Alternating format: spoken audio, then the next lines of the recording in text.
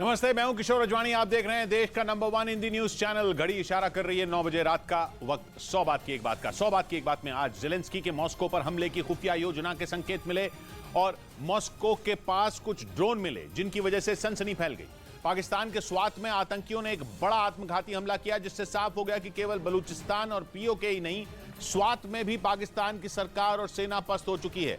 फिलिस्तीन के समर्थन में एकजुट हो रहे मुस्लिम देशों को तब बड़ा झटका लगा जब इजराइल ने फिलिस्तीन के खिलाफ एक नया ऑपरेशन छेड़ दिया और चीन की सीमा के बेहद करीब फिलीपींस और अमेरिका की सेनाओं ने अभ्यास किया जिसे सीधे सीधे चीन को चेतावनी की तरह देखा जाने लगा।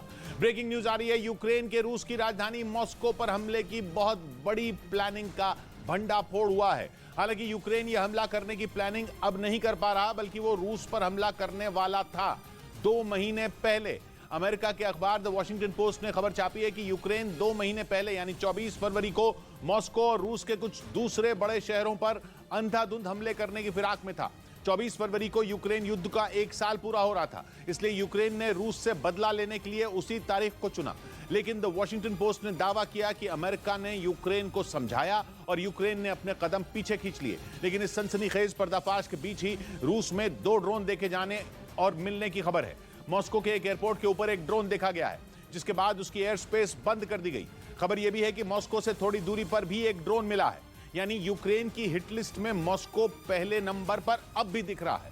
वो रूस की राजधानी है, ऐसे में अगर मॉस्को दहला तो उसकी आंच में पूरा रूस झुलसेगा और यूक्रेन की जंग से जुड़ा एक फैसला भी पुतिन मॉस्को में बैठकर ही ले रहे हैं। मतलब यूक्रेन के लिए पुतिन से बदला लेने का इससे बड़ा मौका नहीं हो सकता। कहा जा रहा है कि इसलिए यूक्रेन मॉस्को पर अटैक का प्लान बना रहा था ताकि मॉस्को पर बम फोड़कर रूस की कमर तोड़ी जा सके। द वॉशिंगटन पोस्ट ने अमेरिका की नेशनल सिक्योरिटी एजेंसी के टॉप सीक्रेट दस्तावेजों के हवाले से दावा किया कि मॉस्को पर होने वाले हमले के सूत्रधार यूक्रेन की मिलिट्री इंटेलिजेंस के चीफ किरिलो बुदनेव थे।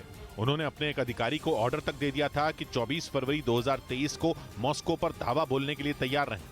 बताया गया कि बुदनेव का आदेश था कि यूक्रेन के पास जो कुछ भी, एक गोली से लेकर बम और मिसाइल तक, वो सब कुछ मॉस्को और रूस के बड़े शहरों पर बरसा दिए जाएं।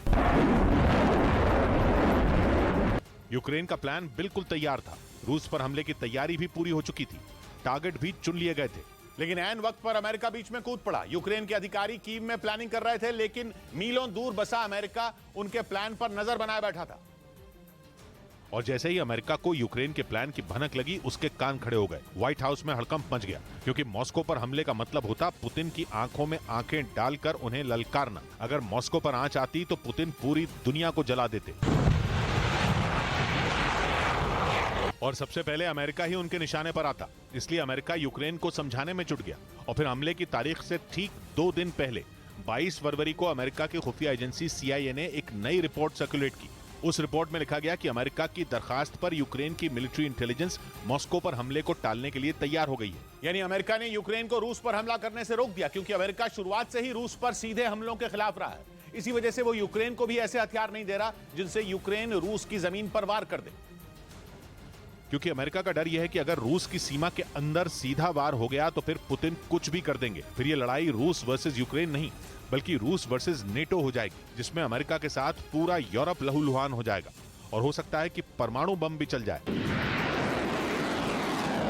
लेकिन भले ही यूक्रेन ने अमेरिका की बात मानकर 24 फरवरी को मॉस्को पर हमले का प्लान टाल दिया हो, लेकिन 28 फरवरी को मॉस्को से लगभग 100 किलोमीटर दूर दक्षिण पूर्व में कोलोमना शहर में एक ड्रोन क्रैश हुआ था। रूस का आरोप है कि वो यूक्रेन का उस पर ड्रोन अटैक था। और एक दिन पहले भी मॉस्को के पास ही एक दूसरे इलाके में एक ड्रोन पाया गया। वहां के प्रशासन ने भी ड्रोन को यूक्रेन का बताया। जिसकी सामने आई तस्वीरों में सफेद रंग का वो टूटा हुआ ड्रोन पेड़ों के बीच जमीन पर पड़ा नजर आया। बताया गया कि मॉस्को के बाहर बोगोरोत्स्की सिटी डिस्ट्रिक्ट में एक जंगल में ड्रोन पाया गया। इस बीच एक दूसरी खबर भी आई। कहा गया कि मॉस्को के व्युनक्वा इंटरनेशनल एयरपोर्ट के ऊपर एक ड्रोन उड़ता देखा गया, जिसके बाद एयरपोर्ट की एयर स्पेस ही बंद कर दी गई। बताया गया कि इस वजह से एयरपोर्ट से जाने वाली और एयरपोर्ट आने वाली उड़ानें डिले हो गई। इन सभी खबरों में जितने भी ड्रोन देखे गए वो या तो मॉस्को में नजर आए या फिर उसके आसपास के इलाकों में। इसी वजह से शक जताया जा रहा है कि यूक्रेन का टारगेट मॉस्को ही है। इस बीच पश्चिमी मीडिया ने दावा किया कि रूस से घबराए यूरोप के कई देशों ने अपनी सुरक्षा पर पानी की तरह पैसा बहाया। यही नहीं, इन देशों ने सुरक्षा में भारी इजाफा करने के बाद भी नेटो से मदद की गुहार लगाई, ताकि अगर रूस उस पर हमला करने की नीयत से आगे बढ़े तो उसे जोरदार जवाब दिया जा सके। पश्चिमी मीडिया के मुताबिक 2022 में 2,20,000 करोड़ डॉलर यानी भारतीय रुपयों में करीब 180 लाख करोड़ रुपए यूरोप के इन देशों ने अपनी सुरक्षा पर खर्च किए। उन्होंने सुरक्षा खर्च में करीब 13% की बढ़ोतरी की, जो बीते 30 साल में सबसे ज्यादा है।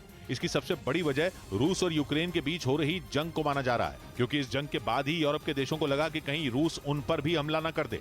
क्योंकि जंग की शुरुआत से ही कई पश्चिमी देशों ने यूक्रेन को लड़ने के लिए सैन्य मदद की। वहीं रूस ने साफ चेतावनी दी थी कि जो भी इस जंग में दखल देगा उसे इसकी कीमत चुकानी पड़ेगी। इसलिए यूरोप के देश घबरा गए कि कहीं पुतिन की सेना यूक्रेन के साथ साथ यूरोप के देशों की तरफ भी अपनी मिसाइलें न घुमा दे और उनके इलाकों पर हमला कर मिनटों में सब कुछ बर्बाद न कर दे। इसलिए यूरोप के देशों ने अपने सैन्य खर्च में इजाफा किया। यही नहीं, यूरोप ने नेटो से भी मदद की गुहार लगाई। इसके अलावा कभी सोवियत संघ का हिस्सा रहे देश भी खौफ में आ गए। इसी वजह से लिथुआनिया ने भी रक्षा बजट में करीब 27% का इजाफा किया। यही नहीं, हाल ही में नेटो में शामिल हुए फिनलैंड ने भी 37% सुरक्षा पर खर्च बढ़ाया। यानी नेटो के देश हों या यूरोप के देश, सभी रूस के यूक्रेन पर किए गए जोरदार हमलों से इतना घबराए हुए हैं कि उन्हें अपना रक्षा बजट बढ़ाना पड़ा। उधर अफ्रीकी देश सूडान में जारी भीषण लड़ाई के बीच 72 घंटे के लिए सीज फायर का ऐलान कर दिया गया। सूडान में युद्ध विराम की जानकारी अमेरिका के विदेश मंत्री एंटनी ब्लिंकन ने दी, जिसके बाद सूडान में फंसे भारतीयों समेत दूसरे देश के लोगों ने राहत की सांस ली, क्योंकि अब उन्हें सूडान से निकालना आसान हो जाएगा। सूडान में रैपिड सपोर्ट फोर्सेज और सूडान की सेना के बीच 10 दिन से भीषण लड़ाई चल रही थी। पश्चिमी मीडिया के मुताबिक वहां अब तक करीब 427 लोगों की मौत हो चुकी है। ब्रेकिंग न्यूज आ रही है। पाकिस्तान के स्वात में हुए आत्मघाती हमले की जिम्मेदारी तहरीक जिहाद पाकिस्तान नाम के आतंकी संगठन ने ली है, जिसके बाद यह साफ हो गया कि स्वात में आतंकी हमला हुआ था, जबकि सुरक्षा बल एक दिन पहले इस बात से इनकार कर चुके थे और इसे शॉर्ट सर्किट की वजह से हुआ हादसा बता रहे थे। लेकिन तहरीक जिहाद पाकिस्तान ने सामने आकर इस हमले की जिम्मेदारी ली है और बताया है कि इस हमले में उनका एक आतंकी मारा गया है। यह संगठन कुछ दिन पहले ही चर्चा में आया है, लेकिन अटकलें हैं कि यह पाकिस्तानी तालिबान कहे जाने वाले तहरीक तालिबान पाकिस्तान का ही एक गुट है। कुछ दिन पहले ही पाकिस्तानी तालिबान ने बलूचिस्तान में आतंकी हमला किया था और दावा किया था कि हमले में पाकिस्तान के 2 सुरक्षाकर्मी मारे गए। और अभी आग खैबर पख्तूनख्वा की स्वात घाटी में पहुंच गई है, जहां आतंकवादियों ने ऐसा हमला किया कि 10 लोगों की जान चली गई और 29 लोग घायल हो गए। बड़ी बात यह कि हमला पुलिस के काउंटर टेररिज्म डिपार्टमेंट पर हुआ और शुरू में पुलिस ने इसे आतंकी हमला मानने से ही इनकार कर दिया। लेकिन तहरीक जिहाद पाकिस्तान ने स्वात में हुए आत्मघाती हमले की जिम्मेदारी लेकर यह साफ कर दिया कि यह हादसा नहीं बल्कि आतंकी हमला था, जिसने रातों रात खैबर पख्तूनख्वा की स्वात घाटी को हिलाकर रख दिया। हमला इतना जबरदस्त था कि 3 इमारतें देखते ही देखते मलबे में बदल गईं। 8 पुलिस वालों समेत 10 लोगों की मौत हो गई और कई लोग घायल हो गए, जिन्हें अस्पताल ले जाते समय अफरा तफरी मच गई। पाकिस्तान की सेना और सरकार ने ईद के बाद पाकिस्तान में आतंकियों के खिलाफ बड़ा ऑपरेशन चलाने का ऐलान किया था। और इसी बीच इतना बड़ा आतंकी हमला हो गया, वो भी स्वात में, यानी बलूचिस्तान के बाद आतंकियों ने स्वात को भी दहलाना शुरू कर दिया है, जिसका मतलब यह हुआ कि स्वात भी पाकिस्तान की मुट्ठी से बाहर जा रहा है, क्योंकि हमले के कई घंटे बाद तक सुरक्षा बल यह नहीं बता पाए कि हमला किसने किया। उल्टा उन्होंने शॉर्ट सर्किट जैसी वजह बताकर इस पर पर्दा डाला। लेकिन तहरीक जिहाद पाकिस्तान नाम के आतंकी संगठन ने इस हमले की जिम्मेदारी ली। उसने दावा किया कि आतंकी हमले में उसका एक आतंकवादी मारा गया। यानी खैबर पख्तूनख्वा प्रांत के स्वात में भी बलूचिस्तान की तरह खून की नदियां बहीं। इस्लामाबाद से करीब 160 किलोमीटर दूर स्वात पाकिस्तान के उत्तर पश्चिम में है और इतना खूबसूरत है कि इसे पाकिस्तान का स्विट्जरलैंड भी कहा जाता है। लेकिन आतंकवादियों ने स्वात घाटी को अपने काले कारनामों से लाल कर दिया। वैसे स्वात घाटी में पाकिस्तानी तालिबान पहले भी बवाल मचा चुके हैं। स्वात की रहने वाली मलाला यूसुफजई को उन्होंने 2012 में गोली मार दी थी, क्योंकि मलाला यूसुफजई स्कूल जाना चाहती थी। एक बार फिर स्वात घाटी में आतंकवादियों ने जबरदस्त धमाका किया और पुलिस थाने के उस विभाग को निशाना बनाया जो आतंकवादियों से लड़ने के लिए बनाया गया था। यानी आतंकवादियों ने स्वात में सुरक्षा बल को सीधी चुनौती दी, जिसके बाद लगने लगा कि पाकिस्तान के कई टुकड़े होंगे, क्योंकि बलूचिस्तान वैसे ही विद्रोह की आग में जल रहा है। पाकिस्तानी तालिबान भी वहीं सक्रिय हैं। इसके अलावा पंजाब, सिंध और खैबर पख्तूनख्वा प्रांत पर भी आतंकियों की नजर है और अब स्वात भी इसमें शामिल हो चुका है। वैसे स्वात इस समय खैबर पख्तूनख्वा का हिस्सा है, लेकिन 1948 से पहले ये अलग रियासत थी और नॉर्थ वेस्ट फ्रंटियर प्रोविंस का हिस्सा थी। यानी पाकिस्तान के हाथ से स्वात भी जा सकता है। आतंकवादियों ने बलूचिस्तान पर आतंकी हमले के कुछ ही दिन बाद उस पर अटैक करके अपने इरादे जाहिर कर दिए हैं। क्योंकि अटकलें हैं कि तहरीक जिहाद पाकिस्तान टीटीपी की एक ब्रांच है, यानी पाकिस्तानी तालिबान स्वात को दहलाने के लिए नया रूप लेकर आए हैं और उन्होंने आत्मघाती हमला करके अपना काम शुरू कर दिया है, जिसने शहबाज सरकार और पाकिस्तान की सेना की चुनौती बढ़ा दी। क्योंकि सेना ईद के बाद पाकिस्तान में आतंकियों के खिलाफ ऑपरेशन चलाने वाली थी। बलूचिस्तान में उसकी सेना ने पहुंचना भी शुरू कर दिया और उसकी गाड़ियों पर पथराव की तस्वीरें भी आईं। और ईद के बाद स्वात में पुलिस थाने पर अटैक कर दिया गया, जिसकी जिम्मेदारी लेने वाले तहरीके जिहाद पाकिस्तान का कनेक्शन पाकिस्तानी तालिबान से होने की अटकलें हैं। यानी पाकिस्तानी तालिबान पाकिस्तान के टुकड़े टुकड़े करने के मूड में है, क्योंकि वो स्वात को अलग से टारगेट कर रहे हैं और खैबर पख्तूनख्वा के बाकी हिस्सों को अलग। इस बीच पश्चिमी मीडिया ने दावा किया कि रूस यूक्रेन पर अब तक का सबसे बड़ा हमला करने की तैयारी में लगा है, जिसके लिए उसने यूक्रेन में हथियारों की एक बड़ी खेप पहुंचाई है। ये वो हथियार हैं जो उसे ईरान से हासिल हुए हैं, जिनकी मदद से वो यूक्रेन को बर्बाद करने की पूरी तैयारी में है।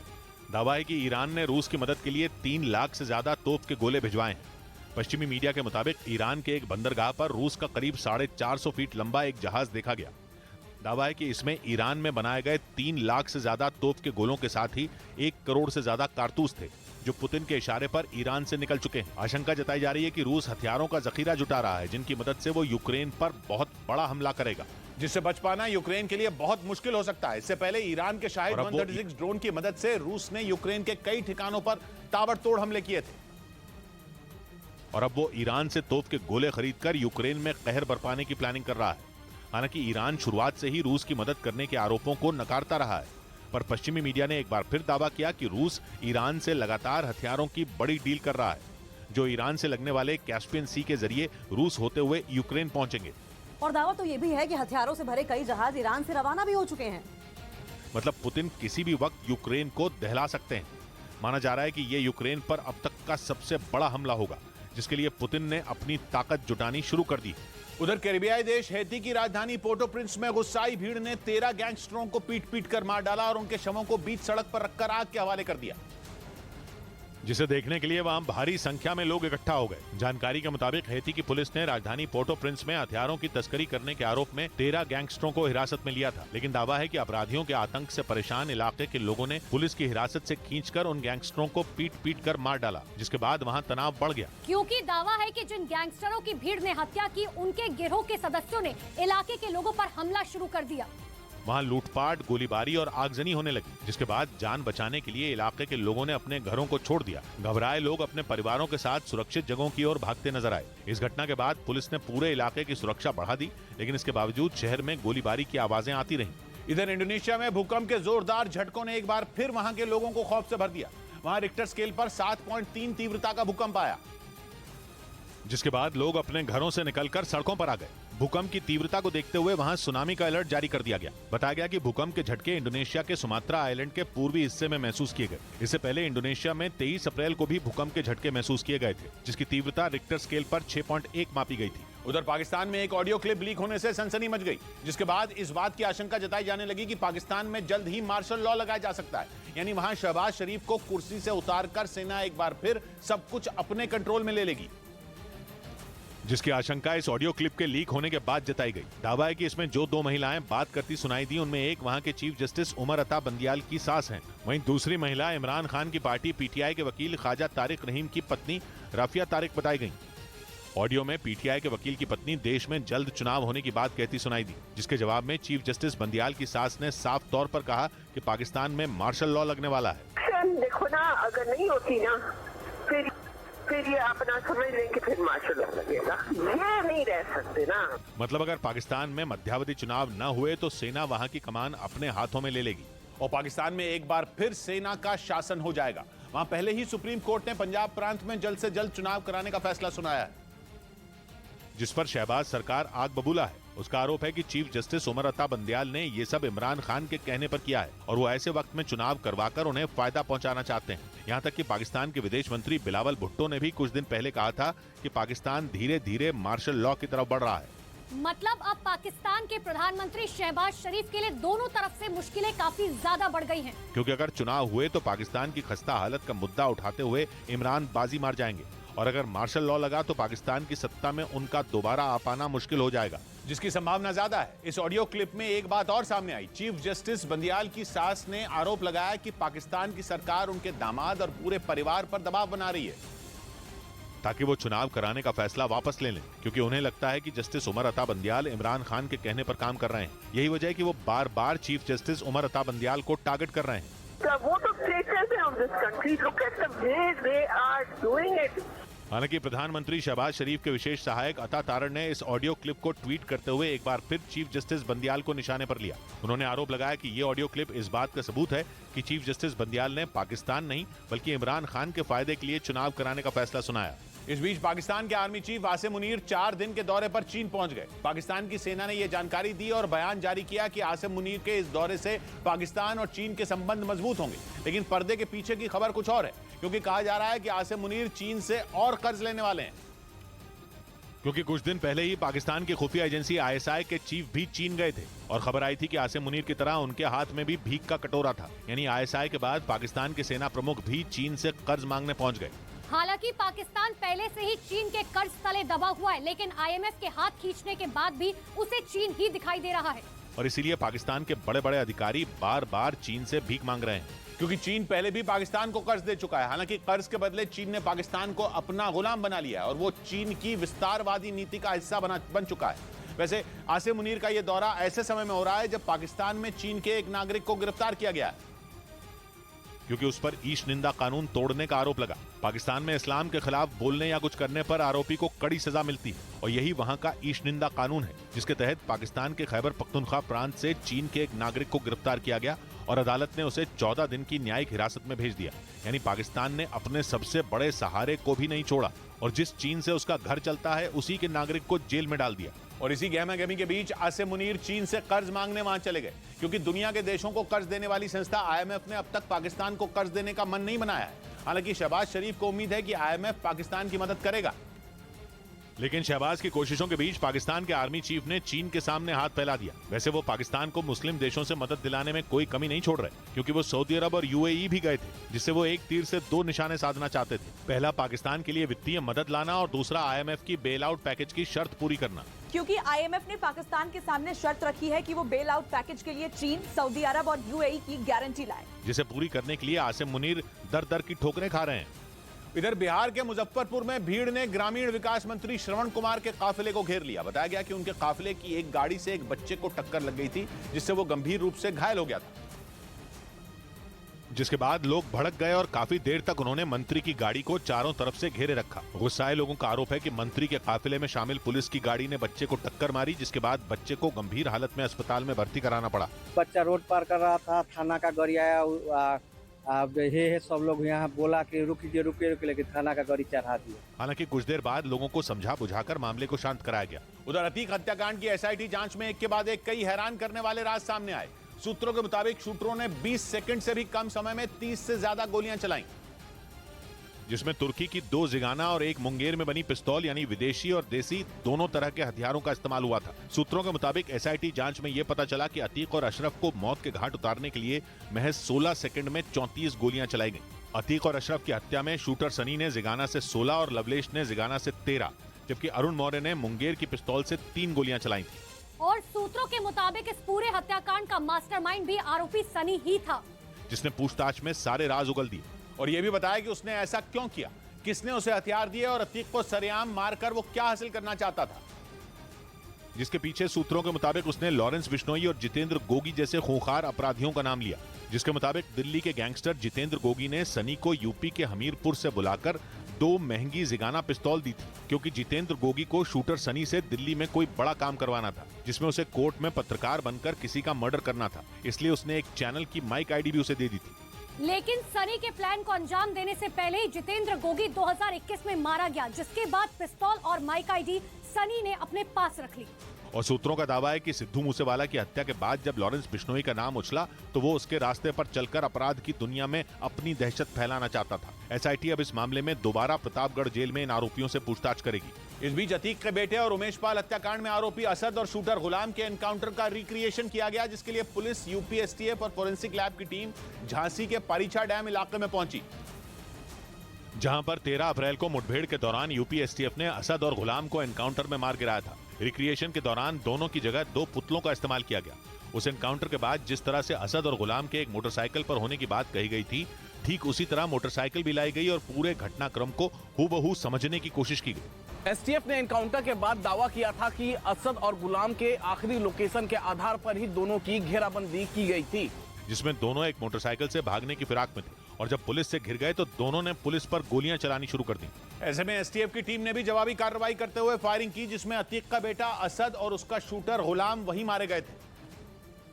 और पुलिस के साथ पहुंची एफएसएल यानी फोरेंसिक टीम ने रिक्रिएशन के जरिए उस एनकाउंटर की सच्चाई जानने की कोशिश की। इस दौरान ये पता लगाने की कोशिश की गई कि उस दिन यानी 13 अप्रैल को एनकाउंटर से पहले और उसके बाद क्या हुआ। ये रिक्रिएशन ठीक उसी जगह पर किया गया जहां 12 दिन पहले असद और उसके शूटर गुलाम मोहम्मद का एनकाउंटर हुआ था। इधर मोदी सरनेम से जुड़े मामले में राहुल गांधी ने सेशंस कोर्ट के फैसले को गुजरात हाई कोर्ट में चुनौती दी। सूरत सेशंस कोर्ट ने मानहानि मामले में हुई राहुल की सजा रद्द करने की अपील खारिज कर दी थी, जिसके बाद राहुल गांधी ने इस फैसले को हाई कोर्ट में चुनौती दी। राहुल गांधी आपराधिक मानहानि केस में दोषी पाए गए थे, जिसके बाद 23 मार्च को कोर्ट ने उन्हें 2 साल की सजा सुनाई थी। सजा की वजह से 24 मार्च को राहुल गांधी की लोकसभा सदस्यता भी चली गई थी। उधर दावा है कि रूस ने आखिरकार अपने सबसे खतरनाक अरमाता टैंकों को मैदान में उतार दिया। इन्हें रूस ने काफी पहले यूक्रेन पहुंचा दिया था, लेकिन अब तक इनका इस्तेमाल नहीं किया गया था। और अब खबर है कि रूस ने इन T-14 अरमाता टैंकों को पहली बार यूक्रेन पर कहर बरपाने की खुली छूट दे दी है। रूस के इन खतरनाक टैंकों की खासियत यह है कि इन्हें रिमोट के जरिए कंट्रोल किया जा सकता है, मतलब इन्हें चलाने के लिए सैनिकों की जरूरत नहीं होती। वहीं ये 80 किलोमीटर प्रति घंटा की रफ्तार से कहीं भी पहुंचकर दुश्मन को धूल चटा सकते हैं। मतलब इनसे रूस जंग में कहर बरपाएगा और उसके सैनिकों की मौत का आंकड़ा भी कम हो जाएगा। लेकिन पश्चिमी मीडिया का दावा है कि रूस को अपने इन टैंकों पर बाकी टैंकों के मुकाबले थोड़ा कम भरोसा है। यही वजह है कि उसने इन्हें जंग में उतारने का फैसला इतने दिन बाद लिया, जबकि ये कई महीनों से यूक्रेन में मौजूद थे। दावा तो ये भी है कि रूस की फौज के कई अधिकारी अब भी इन्हें मोर्चे पर तैनात करने के फैसले के खिलाफ हैं, क्योंकि उनका मानना है कि ये जंग में आसानी से दुश्मन का शिकार बन सकते हैं। और इसी बात का डर रूस को अंदर ही अंदर सता रहा था। दूसरी समस्या यह है कि रूस के पास ऐसे कुछ ही टैंक मौजूद हैं। हालांकि जानकारी के मुताबिक उसने ऐसे 40 टैंकों को फौरन तैयार करने का ऑर्डर दिया है ताकि पुतिन इनके दम पर यूक्रेन को घुटनों पर ला सकें। इस बीच रूस के मीडिया का दावा है कि यूक्रेन को तगड़ा नुकसान पहुंचाने के लिए पुतिन ने आसमान से बमों की बारिश करने का प्लान बनाया है। रूसी मीडिया के मुताबिक इस काम के लिए पुतिन घातक ड्रोन का सहारा लेंगे, जिनके जरिए वो यूक्रेन में आसमान से मौत बरसाएंगे। रूस के मीडिया का दावा है कि पुतिन ने जंगी ड्रोन की मदद से ज़ेलेंस्की की फौज पर कहर ढाने की रणनीति बनाई है, लेकिन इस बार वो दूसरे देशों के बजाय अपने देश में ही बने ड्रोन का इस्तेमाल करेंगे, क्योंकि यूक्रेन जंग के बाद रूस समेत दुनिया के सभी देश जंगी ड्रोन की ताकत देख चुके हैं। चाहे वो तुर्की का बारकताश TB2 ड्रोन हो या ईरान का शाहिद 136, इन दोनों खतरनाक ड्रोन ने वक्त आने पर हारी हुई बाजी पलटने में कोई कसर नहीं छोड़ी। पश्चिमी मीडिया ये दावा करता है कि रूसी सेना को न सिर्फ ईरान बल्कि चीन ने भी अपने घातक ड्रोन दिए, जिनके दम पर पुतिन की सेना ने यूक्रेन के कई इलाकों में भयंकर तबाही मचाई। लेकिन पुतिन अब इससे भी बड़ा हमला करना चाहते हैं, जिसके लिए उन्होंने रूस में ही जंगी ड्रोन बनवाने की तैयारी की है। रूस के मीडिया के मुताबिक नए ड्रोन पूरी तरह हाईटेक होंगे और उनकी ताकत मौजूदा सभी ड्रोन से कई गुना ज्यादा होगी। खबर है कि रूसी सेना के इस प्रोजेक्ट पर 500 बिलियन रूबल यानी भारतीय रुपयों में करीब 50,000 करोड़ का खर्च आएगा। लेकिन यूक्रेन को तबाह करने के लिए पुतिन इतनी बड़ी रकम भी खर्च करने के लिए तैयार है। यही नहीं, इसी साल फरवरी में रूस ने ईरान के साथ एक डील की थी, जिसके तहत ईरान के ड्रोन भी रूस की धरती पर बनाए जाएंगे। उधर रूस की न्यूज एजेंसी टास ने एक रूसी राजनयिक के हवाले से दावा किया कि अमेरिका की वजह से परमाणु युद्ध का खतरा बढ़ता जा रहा है। ऐसा इसलिए क्योंकि पुतिन के लाख मना करने के बावजूद अमेरिका यूक्रेन की मदद करने से पीछे नहीं हट रहा, और वो लगातार यूक्रेन की मदद कर रहा है। यही नहीं, अमेरिका की ही अगुवाई में पश्चिमी देश ज़ेलेंस्की की फौज को पिछले 14 महीने से खतरनाक हथियारों की सप्लाई कर रहे हैं, जिसकी वजह से रूस यूक्रेन में किसी नतीजे तक नहीं पहुंच पा रहा। रूस की न्यूज एजेंसी टास के मुताबिक इस बात से पुतिन बुरी तरह भड़के हुए हैं और वो किसी भी वक्त परमाणु युद्ध का ऐलान कर सकते हैं। रूसी न्यूज एजेंसी ने वहां के विदेश मंत्रालय के बड़े अधिकारी व्लादिमीर यर्मकोव के हवाले से ये दावा किया कि पुतिन अब अमेरिका को सबक सिखाने का मन बना चुके हैं, क्योंकि उनके बार बार मना करने के बावजूद अमेरिका अपनी हरकतों से बाज नहीं आ रहा, जिससे रूसी सेना को यूक्रेन में पिछले 14 महीनों से जारी युद्ध में तगड़ा नुकसान पहुंचा है। जिस जंग को पुतिन आसान समझ रहे थे, वही उनके लिए अब नाक का सवाल बन चुकी है, जिसका मतलब है कि पुतिन किसी भी वक्त वो फैसला ले सकते हैं जिससे महाविनाश तय है, क्योंकि रूसी राष्ट्रपति के सब्र का बांध अब टूट चुका है। वो यूक्रेन में अकेले ही ज़ेलेंस्की की फौज के साथ साथ अमेरिका और दूसरे नेटो देशों की ताकत का सामना कर रहे हैं। ऐसे में उनके सामने अब कोई दूसरा रास्ता नहीं बचा। रूसी न्यूज एजेंसी के मुताबिक पुतिन अब सीधे सीधे अमेरिका से भिड़ना चाहते हैं। यानी अगर पुतिन के दुश्मन ने अपनी रणनीति नहीं बदली और वो यूक्रेन का साथ देता रहा तो आने वाले दिनों में 2 परमाणु शक्तियों के बीच महायुद्ध होकर रहेगा। और अगर ऐसा हुआ तो इस युद्ध की चपेट में दुनिया के कई देश आ जाएंगे। क्योंकि दुनिया भर में जितने भी परमाणु हथियार इस वक्त मौजूद हैं उनमें 90% रूस और अमेरिका के पास ही हैं। इसी से अंदाजा लगाया जा सकता है कि इन दोनों देशों के बीच अगर युद्ध शुरू हो गया तो उसका असर क्या होगा। हालांकि पुतिन इससे पहले भी कई बार एटम बम बरसाने की धमकी दे चुके हैं, लेकिन रूसी मीडिया का दावा है कि इस बार पुतिन की धमकी हकीकत में बदल सकती है, जिसका मतलब है कि यूक्रेन की लड़ाई अब परमाणु जंग की तरफ बढ़ चुकी है। माना जाता है कि रूस के पास 6,500 परमाणु हथियार हैं, जबकि अमेरिका के पास 6,185 एटमी हथियार हैं। और अगर ये दो महाशक्तियां टकरा गईं तो पूरी दुनिया में तबाही मच सकती है। इधर दिल्ली आबकारी नीति मामले में मनीष सिसोदिया की मुश्किलें बढ़ गईं। दिल्ली की राउज एवेन्यू अदालत में सीबीआई ने इस मामले में सप्लीमेंट्री चार्जशीट दाखिल कर दी, जिसमें मनीष सिसोदिया समेत 4 लोगों के नाम शामिल हैं। सीबीआई ने आबकारी नीति में भ्रष्टाचार के आरोपों पर उनको 26 फरवरी को गिरफ्तार किया था। इसी मामले से जुड़ी मनी लॉन्ड्रिंग की जांच में ईडी ने भी सिसोदिया को साजिश का आरोपी माना है। इस बीच अमेरिका ने उत्तर कोरिया और चीन की साइबर साजिश का पर्दाफाश करते हुए चीन के 3 नागरिकों पर प्रतिबंध लगा दिया। आरोप है कि चीन के ये नागरिक उत्तर कोरिया के हैकरों की मदद कर रहे थे, ताकि वो पैसों की धोखाधड़ी कर उत्तर कोरिया के लिए बड़े पैमाने पर फंड जुटा सकें। अमेरिकी अधिकारियों के मुताबिक वहां रह रहे चीन के 3 नागरिक पिछले कई महीनों से उत्तर कोरिया के हैकरों के लिए काम कर रहे थे। उनका मकसद चुराई गई क्रिप्टो करेंसी के जरिए पैसों का इंतजाम करना था। क्रिप्टो करेंसी डिजिटल करेंसी होती है और इसके जरिए ऑनलाइन लेन देन ही हो सकता है, लेकिन आरोप है कि उत्तर कोरिया के हैकरों ने अमेरिका के सॉफ्टवेयर में किसी तरह सेंधमारी कर क्रिप्टो करेंसी की चोरी की और चीन के ये तीनों नागरिक इसके जरिए पैसे जुटा रहे थे ताकि वो उत्तर कोरिया की मदद कर सकें। खबर है कि उन पैसों का इस्तेमाल उत्तर कोरिया घातक हथियारों को बनाने में करने वाला था।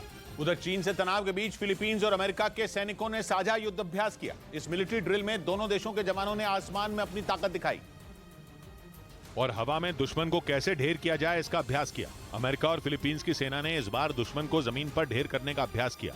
दोनों देशों के जवानों ने तय किए गए टारगेट पर ताबड़तोड़ गोले बरसाए। यही नहीं, दोनों देशों के जवानों ने आसमान में जंग के अलग अलग हालात बनाकर उनसे निपटने का अभ्यास किया। फिलीपींस और अमेरिका के साझा युद्ध अभ्यास को देख चीन बौखला गया और उसने आरोप लगाया कि अभ्यास के दौरान अमेरिका का एक विमान दक्षिण चीन सागर के करीब पहुंच गया, जिसे चीन अपना बताता है। हालांकि अमेरिका ने चीन के इन आरोपों को झूठा करार दिया। इधर उत्तराखंड में केदारनाथ धाम के कपाट खुल गए। मंदिर के कपाट खुलने के बाद दर्शन के लिए श्रद्धालुओं की भीड़ उमड़ पड़ी और केदारनाथ धाम हर हर महादेव के जयकारों से गूंज उठा। इस मौके पर मंदिर परिसर को फूलों से सजाया गया। केदारनाथ धाम के कपाट खुलने के बाद दर्शन के लिए बड़ी संख्या में पहुंचे श्रद्धालु ढोल बजाकर जश्न मनाते नजर आए।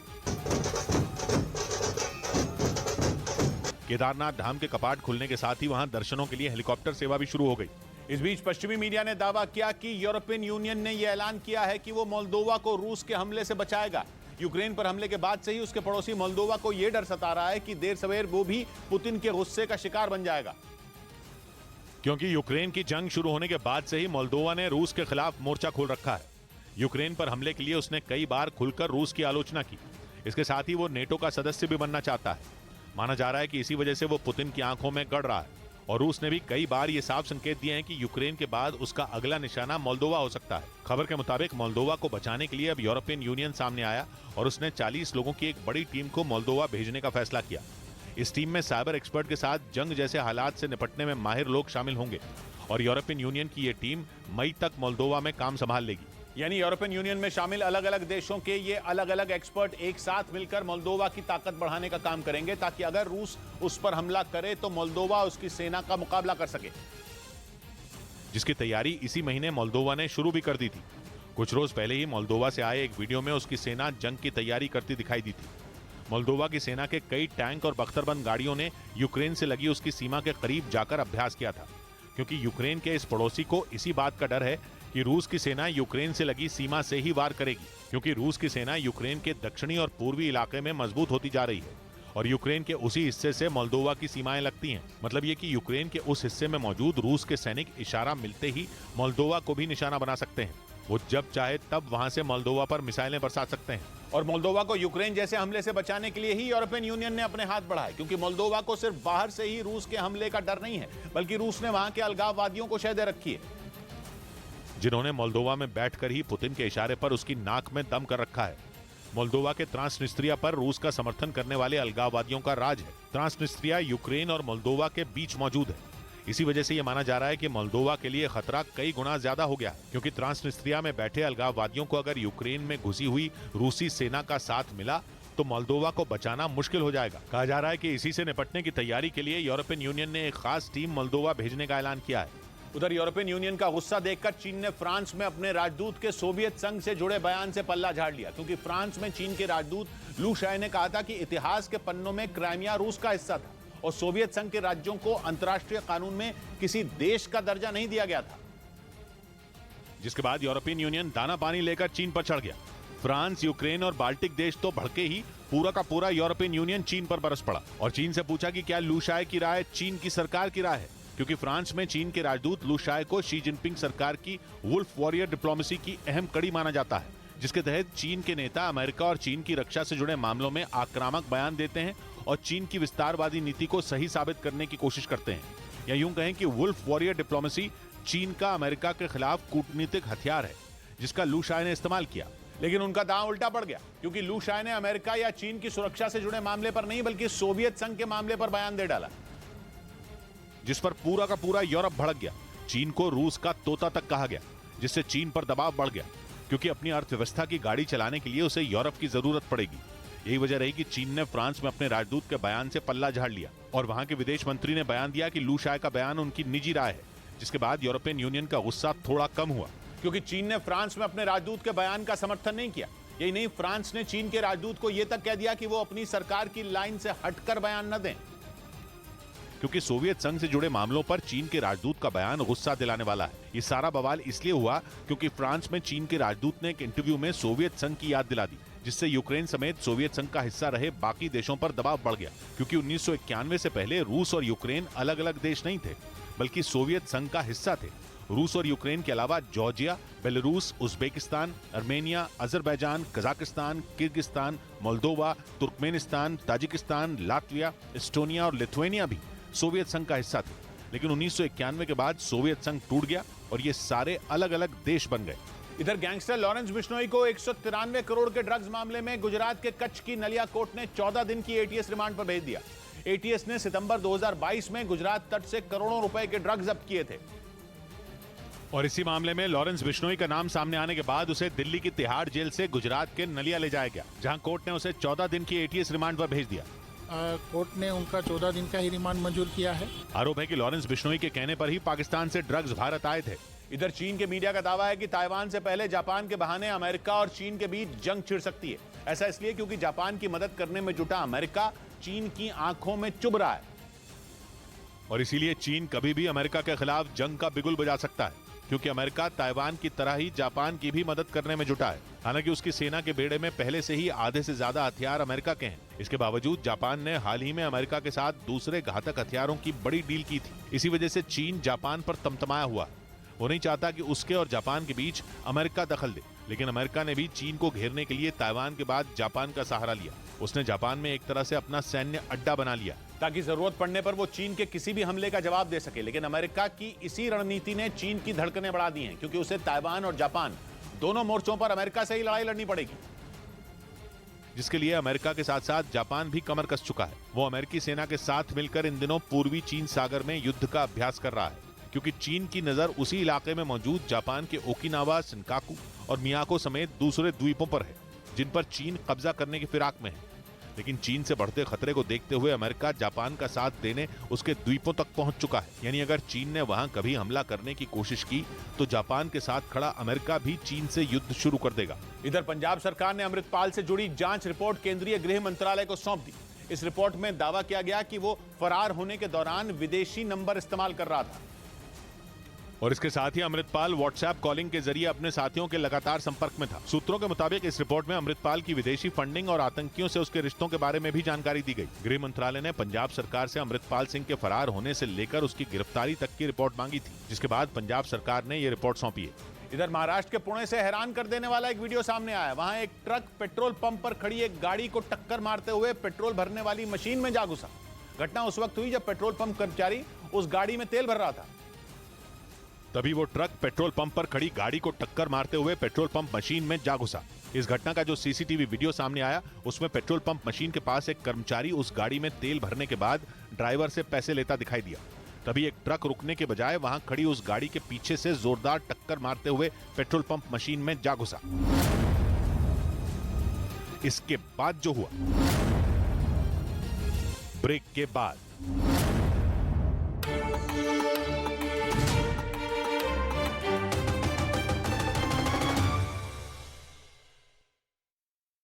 सुरक्षा बल एक दिन पहले इस बात से इनकार कर चुके थे और इसे शॉर्ट सर्किट की वजह से हुआ हादसा बता रहे थे, लेकिन तहरीक-ए-जिहाद पाकिस्तान ने सामने आकर इस हमले की जिम्मेदारी ली है और बताया है कि इस हमले में उनका एक आतंकी मारा गया है।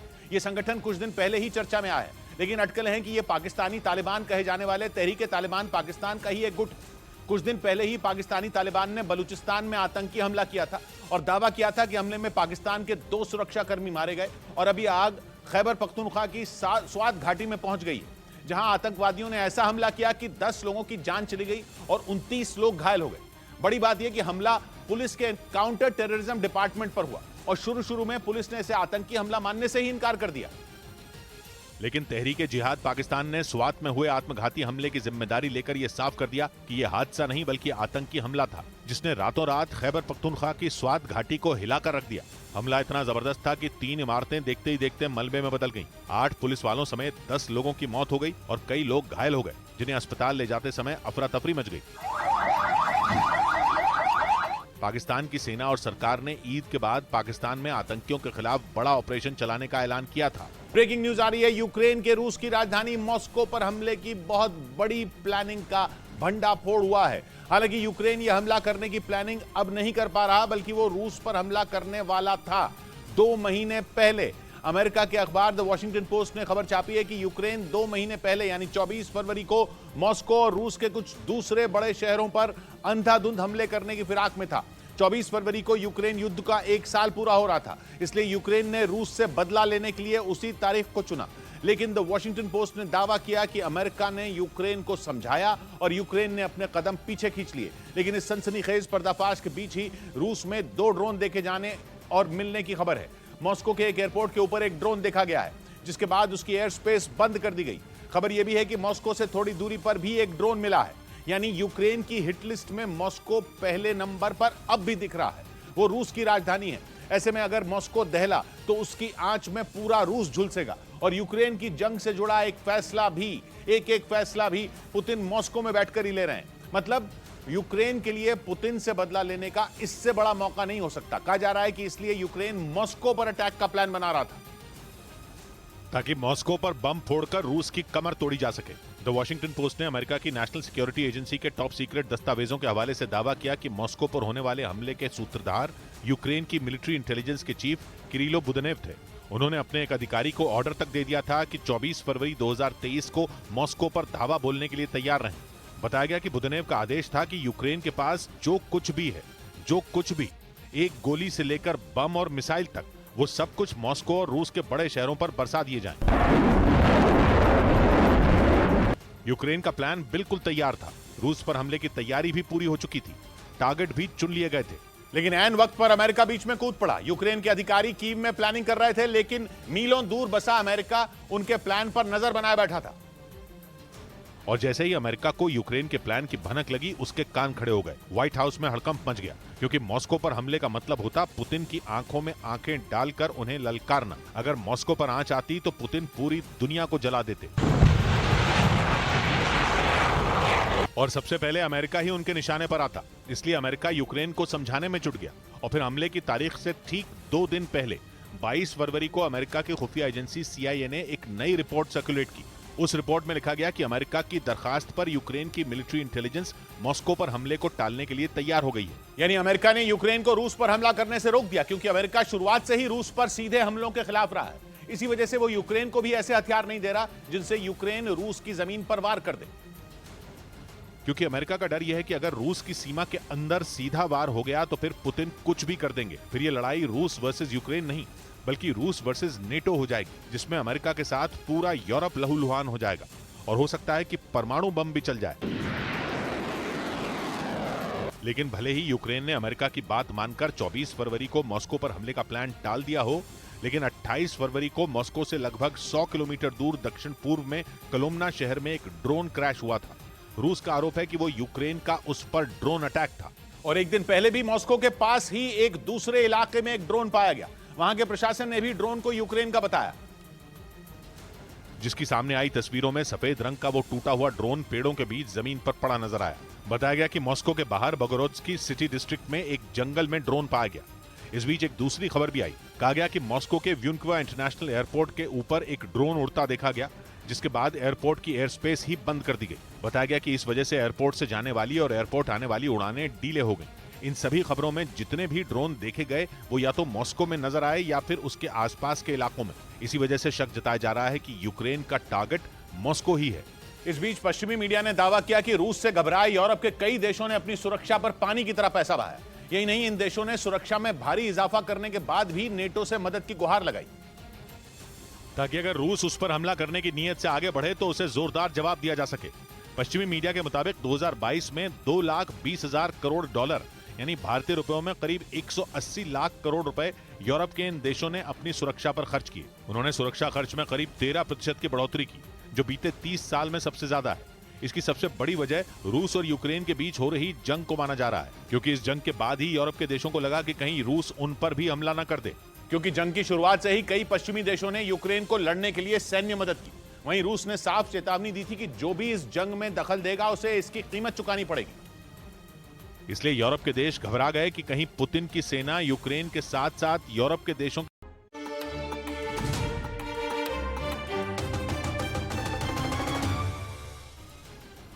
ब्रेकिंग न्यूज आ रही है ताइवान से, जिसने मान लिया कि चीन उस पर हमला करके रहेगा। ताइवान के विदेश मंत्री ने आशंका जताई कि चीन 2027 तक उनके देश पर हमला कर देगा। चीन पिछले कई महीनों से ताइवान पर हमला करने का अभ्यास कर रहा है और पिछले दिनों उसकी मिलिट्री ड्रिल के बाद तो यह माना जा रहा था कि वो कभी भी ताइवान पर अटैक कर सकता है। चीन ताइवान को अपना ही हिस्सा बताता है, उस पर कब्जा करने के लिए पिछले कई साल से कोशिश कर रहा है और इसके लिए चीन अमेरिका से भी भिड़ने के लिए तैयार है। ताइवान के विदेश मंत्री के मुताबिक अमेरिका की चेतावनी के बावजूद चीन ने अपने इरादे नहीं बदले। वो किसी भी तरह ताइवान को हड़पना चाहता है और इस सपने को पूरा करने के लिए चीन अगले 4 साल में कभी भी ताइवान पर हमला कर सकता है। हालांकि चीन कई बार ताइवान को डराने की कोशिश कर चुका है, ताकि बिना जंग लड़े ही ताइवान उसके घातक हथियारों और जंगी जहाजों के डर से घुटने टेक दे और तब चीन ताइवान पर कब्जा कर ले। लेकिन ताइवान पर चीन की किसी भी धमकी का कोई असर नहीं हुआ। उसने चीन की हर चाल का मुंहतोड़ जवाब दिया। लेकिन पिछले दिनों ताइवान के राष्ट्रपति के अमेरिका दौरे के बाद से ही माना जा रहा था कि चीन कभी भी ताइवान पर हमला कर सकता है, क्योंकि इस दौरे के बाद ही चीन ने ताइवान को अपने 71 फाइटर जेट और 45 जंगी जहाजों से 3 दिनों तक घेर लिया था।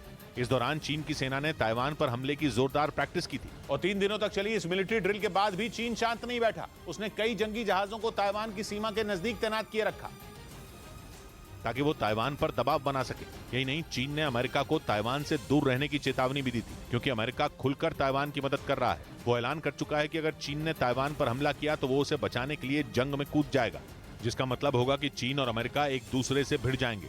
हालांकि अब तक इस बात की आशंका ही जताई जा रही थी कि चीन ऐसा कर सकता है, लेकिन ताइवान के विदेश मंत्री के मुताबिक चीन 2027 तक हमला कर देगा। इसके साथ ही उन्होंने अमेरिका और ब्रिटेन दोनों से मदद की अपील भी की, क्योंकि ताइवान के विदेश मंत्री के इस बयान से एक दिन पहले ही चीन ने अमेरिका और ब्रिटेन दोनों को धमकी दे दी। चीन ने दो टूक कहा कि ताइवान के मामले में जो देश आग से खेल रहे हैं वो अपने आप को जला लेंगे। और चीन ने एक बार फिर वन चाइना पॉलिसी का जिक्र किया और इसमें दखल देने वाले देशों को अंजाम भुगतने की चेतावनी दी। कुछ रोज पहले भी चीन ने ताइवान पर हमला करने की धमकी दी थी। उस वक्त तो चीन ने एक एनिमेटेड वीडियो भी जारी किया था, जिसमें दिखाया गया था कि चीन किस तरह ताइवान पर चारों तरफ से मिसाइलों की बारिश करेगा ताकि उसका नाम दुनिया के नक्शे से मिट जाए। उस वीडियो से यह पता चला था कि चीन फुजान प्रांत समेत अपने कुछ दूसरे इलाकों से ताइवान पर हमला करेगा। हालांकि इस चेतावनी के बाद ताइवान ने भी दावा किया कि वो चीन से भिड़ने के लिए पूरी तरह तैयार है। इधर महाराष्ट्र के पुणे से हैरान कर देने वाला एक वीडियो सामने आया। वहां एक ट्रक पेट्रोल पंप पर खड़ी एक गाड़ी को टक्कर मारते हुए पेट्रोल भरने वाली मशीन में जा घुसा। घटना उस वक्त हुई जब पेट्रोल पंप कर्मचारी उस गाड़ी में तेल भर रहा था। तभी वो ट्रक पेट्रोल पंप पर खड़ी गाड़ी को टक्कर मारते हुए पेट्रोल पंप मशीन में जा घुसा। इस घटना का जो सीसीटीवी वीडियो सामने आया उसमें पेट्रोल पंप मशीन के पास एक कर्मचारी उस गाड़ी में तेल भरने के बाद ड्राइवर से पैसे लेता दिखाई दिया। तभी एक ट्रक रुकने के बजाय वहां खड़ी उस गाड़ी के पीछे से जोरदार टक्कर मारते हुए पेट्रोल पंप मशीन में जा घुसा। ट्रक की रफ्तार इतनी तेज थी कि उस पेट्रोल पंप मशीन के परखचे उड़ गए। हालांकि गनीमत यह रही कि वो कर्मचारी समय रहते वहां से हट गया, वरना वो भी ट्रक की चपेट में आ जाता। बताया गया कि ब्रेक नहीं लगने की वजह से यह हादसा हुआ। उधर सूडान में फंसे भारतीयों को निकालने के लिए सेना ने ऑपरेशन कावेरी नाम से एक अभियान शुरू कर दिया। इस अभियान के तहत नौसेना का युद्धपोत INS Sumedha port of Sudan पहुंचा। जहां लड़ाई के बीच फंसे कई भारतीय इंतजार कर रहे थे। वहां से एक वीडियो भी सामने आया जिसमें सूडान में फंसे भारतीय अपने सामान के साथ एक लाइन में खड़े दिखे, जिसके बाद वहां से करीब 278 भारतीयों को लेकर युद्धपोत INS सुमेधा सऊदी अरब के जद्दा के लिए रवाना हो गया, जहां से उन्हें वायुसेना के C-130J विमान से दिल्ली लाया जाएगा। इस बीच यूक्रेन के नेटो का सदस्य बनने के रास्ते में हंगरी ने अड़ंगा लगा दिया, क्योंकि हंगरी का बयान आया कि रूस की मंजूरी के बिना यूक्रेन नेटो का हिस्सा नहीं बन सकता। मतलब जिस बात के लिए यूक्रेन 14 महीनों से जंग लड़ रहा है, उसके लिए उसे रूस की इजाजत लेनी होगी, जो ज़ेलेंस्की के लिए चुल्लू भर पानी में डूब मरने जैसा होगा। क्योंकि यूक्रेन और रूस का झगड़ा इसलिए हो रहा है क्योंकि यूक्रेन नेटो में शामिल होना चाहता है और पुतिन को यह बर्दाश्त नहीं। वो नहीं चाहते कि उनका वो पड़ोसी देश जिसे वो रूस का हिस्सा मानते हैं वो उनके दुश्मनों के खेमे में चला जाए। लेकिन पुतिन तो पुतिन है। अब नेटो का सदस्य हंगरी ही रूस की भाषा बोलने लगा है, क्योंकि हंगरी की संसद की डिप्टी स्पीकर ने बयान दिया कि जंग के बीच यूक्रेन को नेटो में शामिल नहीं किया जा सकता, क्योंकि ये नियमों के खिलाफ होगा और केवल रूस की मंजूरी पर ही यूक्रेन नेटो का हिस्सा बन पाएगा। हंगरी की संसद की डिप्टी स्पीकर ने बयान दिया कि जब तक यूक्रेन की सीमा पर झगड़ा चल रहा है, नेटो के नियम ही उसे नेटो का हिस्सा बनने से रोकते हैं, क्योंकि ऐसा हुआ तो युद्ध के हालात बन जाएंगे और इससे बचने के लिए रूस की सहमति लेनी होगी। लेकिन हंगरी के इस बयान के पीछे एक और वजह भी बताई जा रही है, और वो वजह यूक्रेन के पश्चिमी हिस्से में रहने वाले अल्पसंख्यक लोग हैं। क्योंकि हंगरी की सरकार ने आरोप लगाया था कि यूक्रेन उसके पश्चिमी हिस्से में रहने वाले हंगरी के लोगों के अधिकारों की रक्षा नहीं कर पा रहा। हंगरी यूक्रेन के पश्चिमी हिस्से में है और यूक्रेन के इस हिस्से में हंगरी के लोग रहते हैं, जिन्हें वहां का अल्पसंख्यक समुदाय कहा जाता है, और वो यूक्रेन और हंगरी के सीमा के नजदीक रहते हैं। यानी हंगरी की यूक्रेन से पुरानी नाराजगी है, जो उसके नेटो में शामिल होने के मुद्दे के बहाने जग जाहिर हो गई। उधर यूक्रेन में रूस को हराने के लिए जी जान लगाए बैठे नेटो में ही दो फाड़ होती दिख रही है। ऐसा इसलिए क्योंकि नेटो के सदस्य जर्मनी और पोलैंड में ही ठन गई। बवाल इस बात पर मचा कि जंग के बीच यूक्रेन को नेटो में शामिल कराया जाए या नहीं, जिस पर जर्मनी और पोलैंड एक दूसरे के खिलाफ खड़े हो गए। पोलैंड ने जर्मनी को ही आड़े हाथ ले लिया और कह दिया कि अगर जर्मनी ने यूक्रेन की नेटो सदस्यता पर अड़ंगा नहीं लगाया होता तो रूस ने यूक्रेन पर हमला ही नहीं किया होता। असल में जर्मनी के रक्षा मंत्री ने हाल ही में कहा था कि नेटो के लिए यूक्रेन की सदस्यता पर फैसला लेने के लिए मौजूदा वक्त सही नहीं है। उन्होंने कहा था कि जब जंग छिड़ी है तब फैसला ठंडे दिमाग से लेने की जरूरत है। लेकिन जर्मनी के रक्षा मंत्री के इस बयान पर पोलैंड का दिमाग गर्म हो गया और पोलैंड ने जर्मनी को खरी खरी सुना दी और जर्मनी से सवाल पूछ डाला कि वो ही बता दे कि यूक्रेन को नेटो में शामिल करवाने का सही वक्त आखिर कब आएगा, जंग खत्म होने के 5, 10 या 30 साल बाद। और तो और पोलैंड ने यह भी दावा किया कि जर्मनी जैसे कुछ देश शुरुआत से ही यूक्रेन को नेटो का सदस्य बनाने के खिलाफ थे। अगर उन्होंने ऐसा नहीं किया होता तो आज यूक्रेन नेटो का सदस्य होता और रूस की उस पर हमला करने की हिम्मत ही नहीं होती। पोलैंड आग बबूला इसलिए है क्योंकि वो यूक्रेन का पड़ोसी है और वो चाहता है कि यूक्रेन को जल्द से जल्द नेटो में शामिल कराया जाए। अगर किसी नेटो देश पर यूक्रेन के युद्ध का सबसे बुरा असर पड़ा है तो वो पोलैंड ही है। उसके लिए इस जंग में यूक्रेन का जीतना बहुत जरूरी है, क्योंकि अगर रूस ने यूक्रेन पर कब्जा जमा लिया तो कल को वो पोलैंड से भी हिसाब बराबर करेगा। यही वजह है कि पोलैंड यूक्रेन की खुलकर मदद कर रहा है और इसलिए वो पुतिन की दुश्मनी मोल लिए बैठा है। इस बीच अमेरिका के राष्ट्रपति बाइडेन ने ऐलान किया कि वो 2024 में होने वाला राष्ट्रपति चुनाव लड़ेंगे। इसके साथ ही बाइडेन ने ट्विटर पर एक वीडियो भी शेयर किया और उन्होंने दावा किया कि अमेरिका की भलाई के लिए वो एक बार फिर राष्ट्रपति पद की रेस में। बाइडेन ने यह साफ कर दिया कि वो डेमोक्रेटिक पार्टी की तरफ से दोबारा अपनी दावेदारी पेश करेंगे। That's why I'm running for re-election. माना जा रहा है कि पूर्व राष्ट्रपति ट्रंप और बाइडेन एक बार फिर आमने सामने होंगे, क्योंकि ट्रंप ने पहले ही दावा किया था कि वो 2024 के राष्ट्रपति चुनाव में रिपब्लिकन पार्टी के दावेदार होंगे। इधर प्रतिबंधित संगठन PFI के खिलाफ NIA ने देश भर में छापेमारी की। बताया गया कि 4 राज्यों में 16 जगहों पर एक साथ छापे पड़े, जिसके तहत NIA उन लोगों के ठिकानों पर पहुंची जिन पर PFI से जुड़े होने का शक है। सूत्रों के मुताबिक PFI की फंडिंग की जांच के लिए बिहार में 12 और उत्तर प्रदेश में 2 जगह छापे पड़े, जबकि पंजाब और गोवा के एक ठिकाने पर छापेमारी हुई। इससे पहले पिछले 8 महीनों में NIA की टीमों ने 3 बार PFI के अलग अलग ठिकानों पर छापे मारे थे, जिनमें कई संदिग्ध लोगों को गिरफ्तार किया गया था। यानी ये पहली बार नहीं है जब केंद्र की जांच एजेंसी ने ये कार्रवाई की। इसी साल NIA ने जनवरी में पटना के फुलवारी शरीफ मॉड्यूल मामले में कोर्ट में चार्जशीट भी दाखिल की थी, जिसमें PFI के 4 सदस्यों को आरोपी बनाया था, जिन पर गैर कानूनी और राष्ट्र विरोधी काम करने के इल्जाम है। PFI का टेरर फंडिंग कनेक्शन सामने आने के बाद से ही एजेंसियां लगातार उसकी फंडिंग की जांच में जुटी हैं और उन्हीं रिपोर्ट के आधार पर 28 सितंबर 2022 को गृह मंत्रालय ने PFI को 5 साल के लिए बैन कर दिया था। इस बीच चीन पर कोरोना से जुड़ी पहली जांच रिपोर्ट गायब करने का आरोप लगा। अमेरिका में कोरोना पर रिसर्च करने वाले कई प्रोफेसरों ने यह दावा किया और आरोप लगाया कि चीन ने अंतर्राष्ट्रीय टीमों को जांच ही नहीं करने दी और जिस वक्त कोरोना तेजी से फैल रहा था, चीन ने इससे जुड़ी रिसर्च का डेटा गायब करवा दिया और उन वैज्ञानिकों को टॉर्चर किया जिन्होंने कोरोना से जुड़ी रिसर्च का डेटा दुनिया को देना चाहा।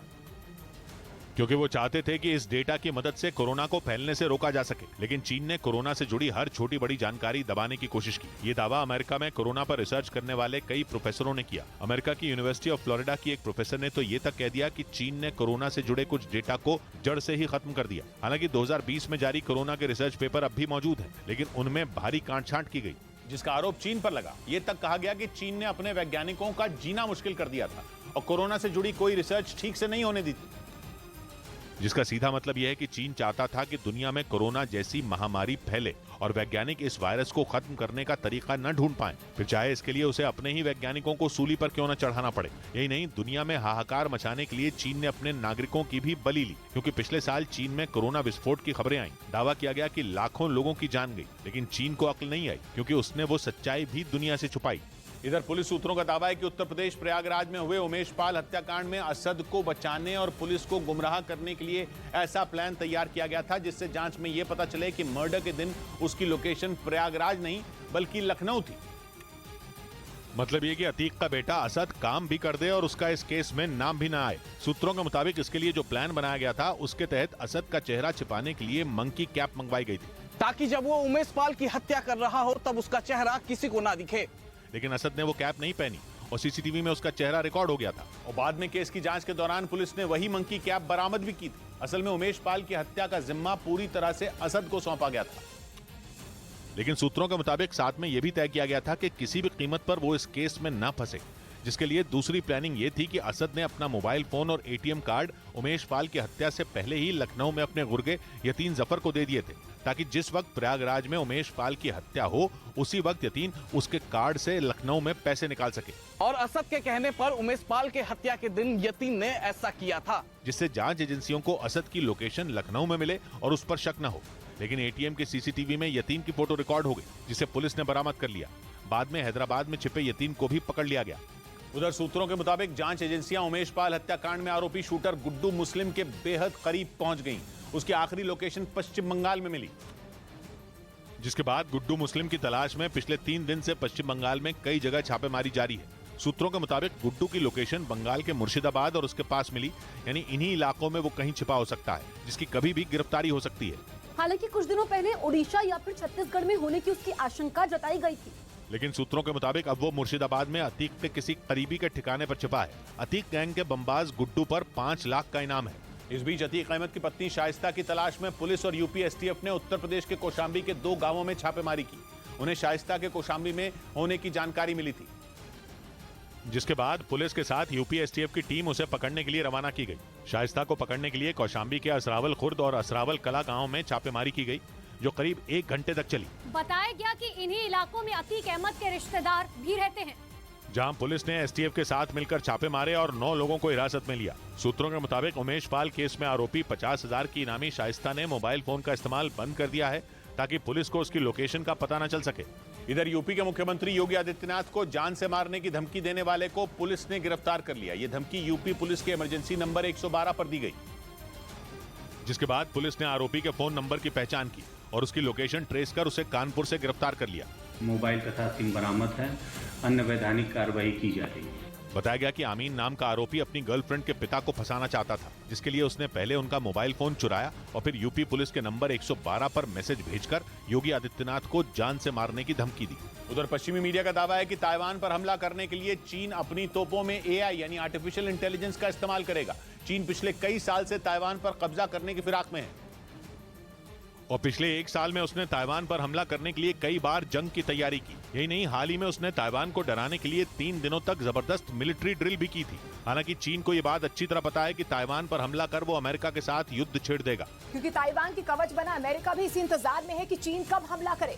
ऐसे में चीन अपने हथियारों को और घातक बनाने में जुटा है, ताकि वो अमेरिका जैसी महाशक्ति का सामना कर सकें। इस बीच पश्चिमी मीडिया का दावा है कि चीन अपनी तोपों को भी इतना ताकतवर बनाना चाहता है कि उनका कोई भी वार फेल न हो, क्योंकि चीन की सेना ने हाल के महीनों में समंदर और हवा में अपनी ताकत को बढ़ाने के लिए कई बार मिलिट्री ड्रिल की। उसने आसमान में कई फाइटर जेट उड़ाए तो समुद्र में भी खतरनाक जंगी जहाजों का प्रदर्शन किया, लेकिन जमीन पर लड़ाई लड़ने के लिए उसने ज्यादा तैयारी नहीं की। हालांकि पश्चिमी मीडिया का दावा है कि इसी कमी को पूरा करने के लिए चीन अपनी तोपों की मारक क्षमता कई गुना बढ़ाने में जुटा है, पश्चिमी मीडिया के मुताबिक पिछले साल जुलाई में बीजिंग में सेना के वैज्ञानिकों की एक टीम ने तोपों में आर्टिफिशियल इंटेलिजेंस का इस्तेमाल किया।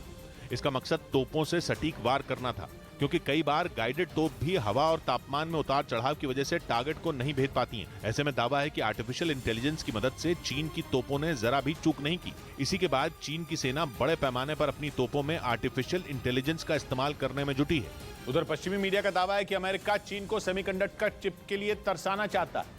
पश्चिमी मीडिया के मुताबिक इसके लिए अमेरिका दक्षिण कोरिया पर दबाव बनाने में जुटा है, ताकि वो चीन को चिप की सप्लाई बंद कर दे, जिससे चीन का कारोबार ठप पड़ जाए। पश्चिमी मीडिया के मुताबिक अगर दक्षिण कोरिया सेमीकंडक्टर चिप की सप्लाई रोक देगा तो चीन की कई इलेक्ट्रॉनिक कंपनियों पर ताले लटक जाएंगे, और यही अमेरिका चाहता है, क्योंकि चीन ने सेमीकंडक्टर चिप बनाने वाली उसकी एक कंपनी पर अपने यहाँ बैन लगा दिया है, जिस पर अमेरिका इतना भड़का हुआ है कि वो अपने दोस्त दक्षिण कोरिया के कंधे पर बंदूक रखकर चीन से बदला लेना चाहता है। कहा जा रहा है कि अमेरिका इस फिराक में है कि उसके कहने पर दक्षिण कोरिया की बड़ी कंपनियां चीन के सभी ऑर्डर कैंसिल कर दें, जिससे चीन की कंपनियां सेमीकंडक्टर चिप के लिए तरस जाएं। और इसकी बड़ी वजह यह है कि ताइवान के बाद पूरी दुनिया में सेमीकंडक्टर चिप बनाने वाले देश दक्षिण कोरिया ही।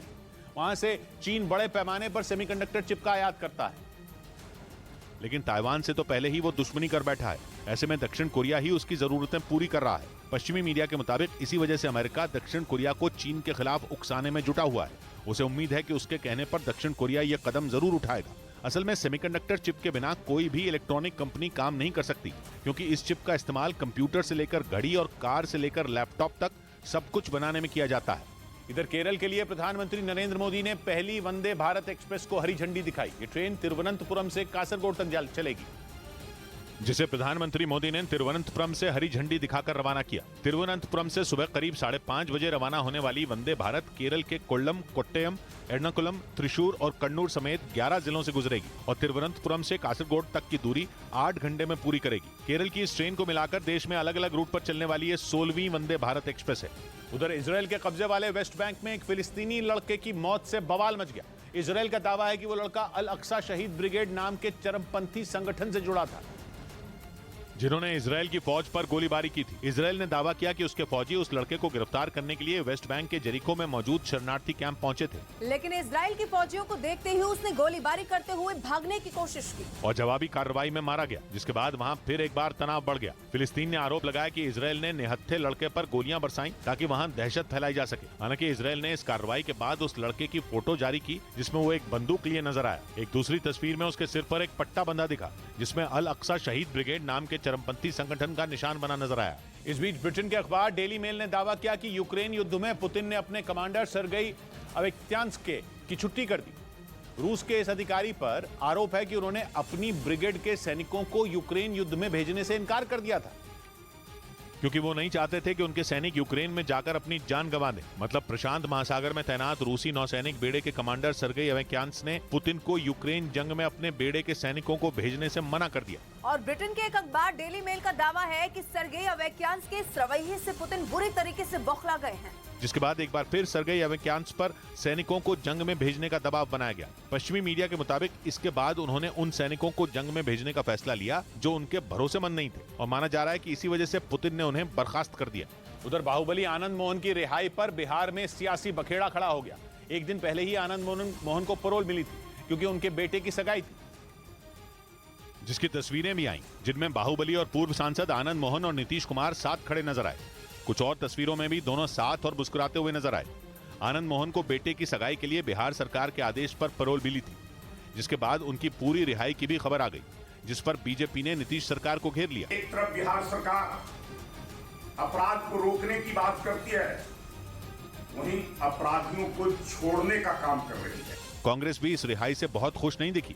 हालांकि आनंद मोहन ने साफ कर दिया कि उनकी रिहाई नियमों के हिसाब से हुई। सुविधा के अनुसार लोग राजनीतिक परिभाषा गढ़ते हैं। आनंद मोहन को नीतीश सरकार ने 15 दिन की पैरोल दी थी और वो अपने बेटे की शादी के लिए तीसरी बार जेल से बाहर आए थे, और इसी जश्न के दौरान उन्हें जेल से परमानेंट रिहाई मिल गई। इधर पश्चिम बंगाल के कालियागंज में एक बच्ची की मौत पर जमकर हंगामा हुआ। पुलिस पर लोगों का गुस्सा ऐसा भड़का कि उन्होंने पुलिस स्टेशन तक फूंक डाला। लोगों का आरोप है कि पुलिस मामले को दबाने की कोशिश में लगी है, और इसीलिए गुस्साई भीड़ ने वहां के पुलिस स्टेशन को आग के हवाले कर दिया। इस घटना का जो वीडियो सामने आया, उसमें कुछ लोग पुलिस थाने पर पत्थरबाजी करते दिखाई दिए। घटना की जानकारी मिलने के बाद भारी संख्या में आरएएफ यानी रैपिड एक्शन फोर्स के जवान वहां पहुंच गए, जिसके बाद सड़क के दोनों तरफ बैरिकेडिंग कर दी गई। लेकिन प्रदर्शन कर रहे लोगों ने उनकी एक न सुनी और वो पुलिस के जवानों पर पत्थरबाजी करते रहे। मामला बेकाबू होते देख पुलिस ने पानी की बौछार शुरू कर दी। पानी की इतनी तेज धार पड़ने के बावजूद प्रदर्शनकारी वहां से हटने को तैयार नहीं हुए और तनाव बढ़ता चला गया। थोड़ी देर में पुलिस के जवानों की तैनाती बढ़ा दी गई और हालात संभालने के लिए पुलिस ने लोगों पर सख्ती बरतनी शुरू कर दी और भीड़ को पीछे करने के लिए आंसू गैस के गोले दागने शुरू कर दिए। जैसे ही पुलिस ने ये एक्शन लिया, वहां भगदड़ मच गई। प्रदर्शनकारी आंसू गैस के गोलों से बचने के लिए इधर उधर भागने लगे। लेकिन थोड़ी ही देर में माहौल फिर गर्म हो गया।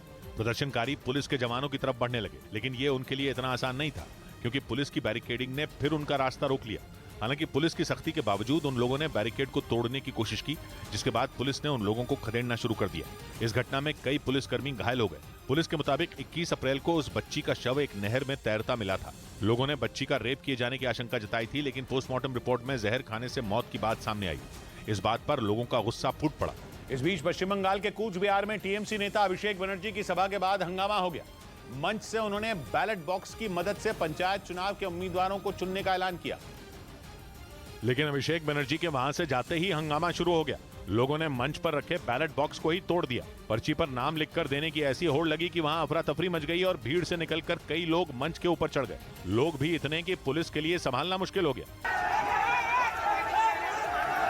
असल में अभिषेक बनर्जी ने कहा कि लोग अपने पसंदीदा उम्मीदवार के नाम लिखकर बैलेट बॉक्स में रख दें और उसी हिसाब से पंचायत चुनाव में प्रत्याशी तय होंगे। लेकिन उनके मंच छोड़ते ही लोग बेकाबू हो गए। बाद में किसी तरह पुलिस ने भीड़ को काबू किया। इधर मुंबई के अंधेरी इलाके में एक होटल मालिक का अपहरण करने वाले 7 आरोपियों को पुलिस ने गिरफ्तार कर लिया। पुलिस के मुताबिक किडनैपिंग के दौरान बदमाशों ने सरेआम फायरिंग की थी, जिसका एक सीसीटीवी वीडियो सामने आया। वीडियो में एक बदमाश हवा में फायरिंग करता दिखा। इस दौरान होटल मालिक ने बदमाशों का जमकर विरोध किया, लेकिन बदमाश उन्हें अगवा कर ले जाने में कामयाब रहे। हालांकि बदमाशों के मोबाइल फोन की वजह से उनकी लोकेशन मिल गई और उन्हें गिरफ्तार कर लिया गया। इसके साथ ही उनके पास से पिस्तौल और बड़ी संख्या में मोबाइल फोन भी जब्त किए गए। उधर ICC world test championship final के लिए टीम इंडिया का ऐलान हो गया, जिसमें अजिंक्य रहाणे की वापसी हुई। ये मैच लंदन में ऑस्ट्रेलिया के खिलाफ 7 जून से खेला जाएगा, जिसमें रहाणे को भी मौका दिया गया। टीम इंडिया में उनकी एंट्री आईपीएल के मौजूदा सीजन में उनकी तूफानी बैटिंग की वजह से हुई, क्योंकि अजिंक्य रहाणे ने चेन्नई सुपर किंग्स के लिए 5 मैचों में 199 की स्ट्राइक रेट से 209 रन जुटाए, जिसकी वजह से 15 महीने बाद उन्हें टीम में जगह मिली। हालांकि श्रेयस अय्यर के घायल होने की वजह से रहाणे की वापसी तय मानी जा रही, क्योंकि श्रेयस अय्यर को चोट की वजह से यूके में ऑपरेशन कराना पड़ा था। ऐसे में ऑस्ट्रेलिया के खिलाफ होने वाले फाइनल मैच में उनका खेलना मुश्किल था, इसलिए उनकी जगह अजिंक्य रहाणे को टीम में शामिल किया गया, जिन्होंने भारत के लिए दक्षिण अफ्रीका के खिलाफ जनवरी 2022 में टेस्ट मैच खेला था, जिसमें खराब प्रदर्शन की वजह से उन्हें टीम से बाहर कर दिया गया था। लेकिन आईपीएल में रहाणे की बल्लेबाजी ने एक बार फिर टीम इंडिया में उनके लिए रास्ते खोल दिए। ICC world test championship final के लिए घोषित भारत की टीम में रहाणे के अलावा कप्तान रोहित शर्मा, शुभमन गिल, चेतेश्वर पुजारा, विराट कोहली, केएल राहुल, आर अश्विन और रविंद्र जडेजा समेत 15 खिलाड़ियों को जगह दी गई। इधर यूपी बोर्ड ने 67 दिनों में 10वीं और 12वीं परीक्षा का रिजल्ट जारी कर पिछले 100 साल का रिकॉर्ड तोड़ दिया। यूपी बोर्ड की परीक्षा सीबीएसई के एक दिन बाद यानी 16 फरवरी से शुरू हुई थी।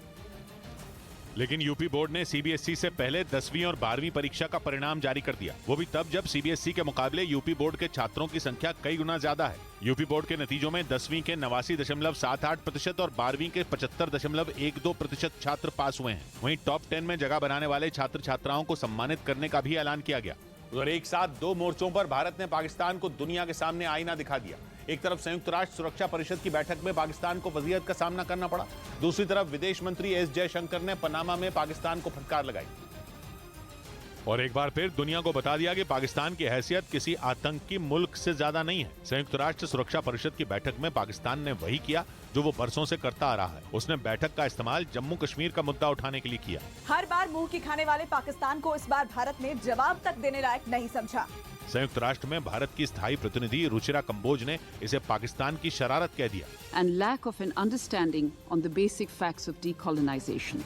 ऊपर से उन्होंने पाकिस्तान को ये तक कह दिया कि उसे भारत के पुराने जवाबों को पढ़ लेना चाहिए। Advice to that delegation is, please refer to our numerous rights of reply that we have explained. Bharat के जवाब से दुनिया को साफ संदेश चला गया कि पाकिस्तान केवल बड़े मंचों पर समय बर्बाद करने वाला मुल्क है और उसके उठाए हुए सवाल महज भ्रम फैलाने वाले हैं, जिनका जवाब देना भी जरूरी नहीं है। ऊपर से विदेश मंत्री एस जयशंकर ने भी पाकिस्तान को आईना दिखा दिया। एस जयशंकर से बिलावल भुट्टो के भारत दौरे पर सवाल पूछा गया था। क्योंकि इसे भारत और पाकिस्तान के बीच रिश्ते बेहतर होने का संकेत कहा जाने लगा था, खासतौर पर तब जब पाकिस्तान से आए आतंकियों ने 3 दिन पहले ही पुंछ में सेना के काफिले पर हमला किया था। पाकिस्तान का विदेश मंत्रालय भी इस बात पर मोहर लगा चुका है कि बिलावल भुट्टो 2 दिन के लिए भारत आने वाले हैं। लेकिन एस जयशंकर ने साफ कह दिया कि सीमा पर आतंक फैलाने वाले मुल्क से रिश्ते मजबूत करना भारत के बस की बात नहीं है। A country has to fix its political issues too. माना जा रहा है कि कंगाली से बेहाल हो चुका पाकिस्तान अब भारत से रिश्ते बेहतर करना चाहता है, इसीलिए एससीओ देशों की बैठक के लिए बिलावल भुट्टो ने भारत आने का फैसला किया है।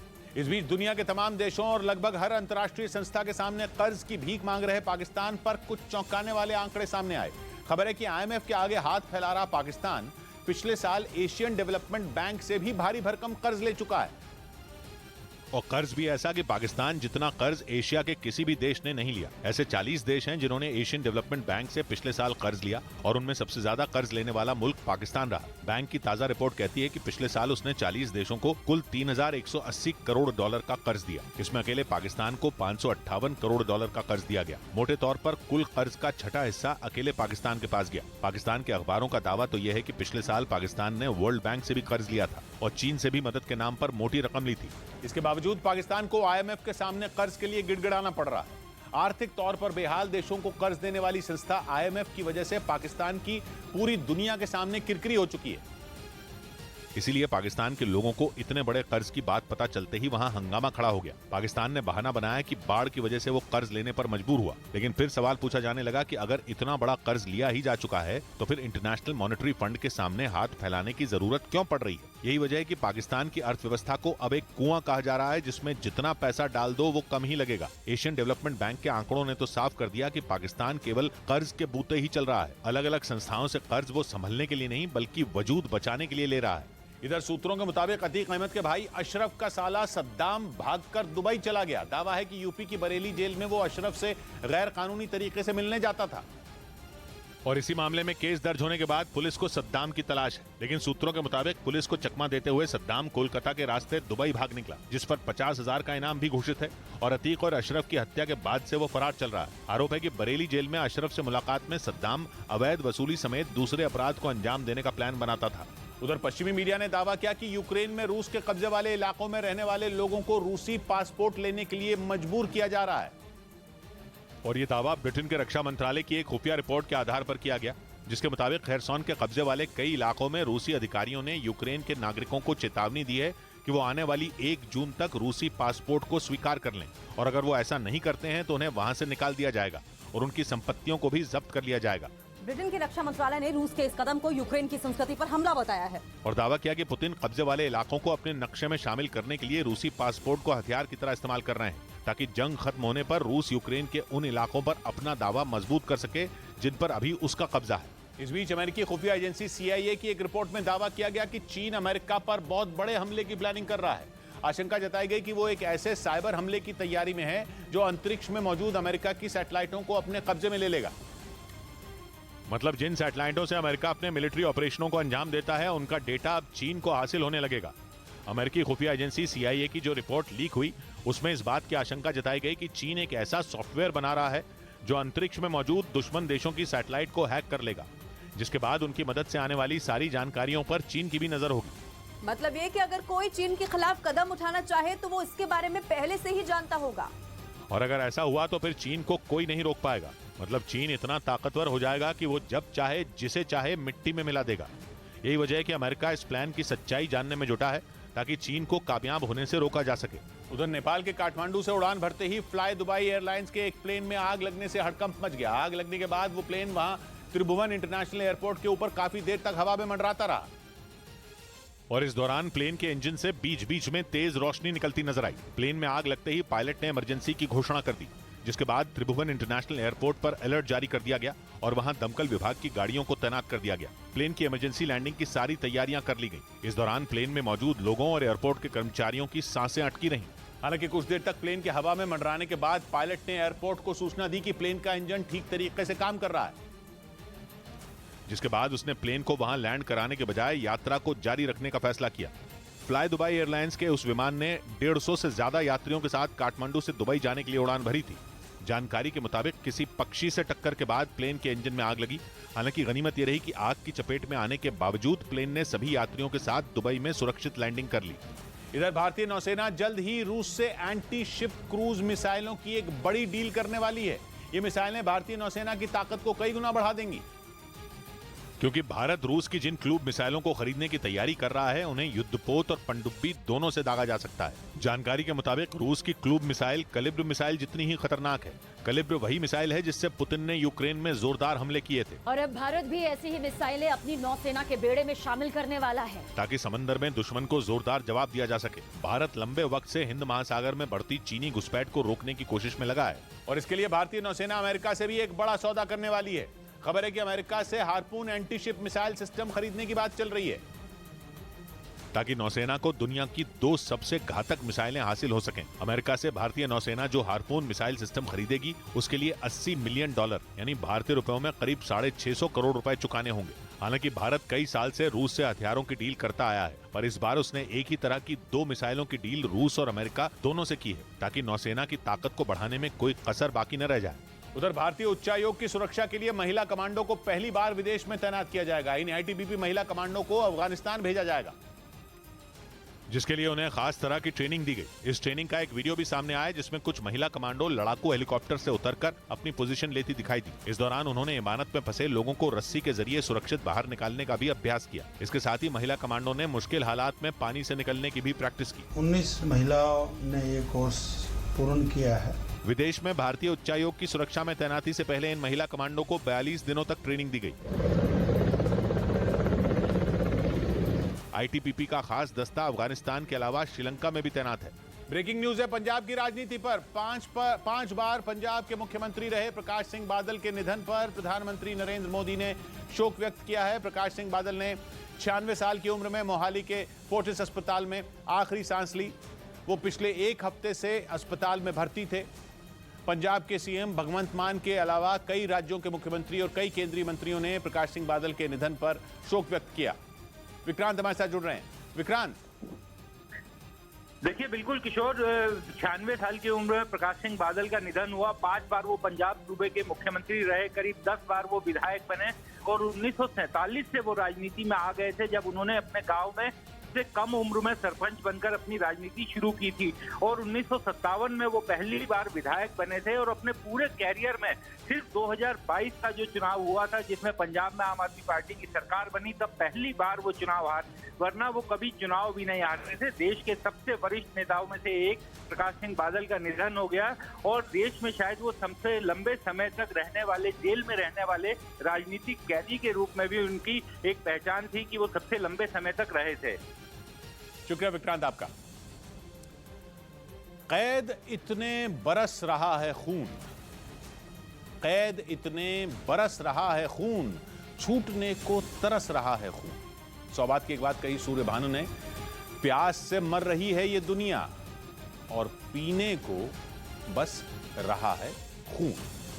मिलते हैं कल, घड़ी जब इशारा करेगी 9 बजे रात का वक्त फिर होगा 100 बात की एक बात।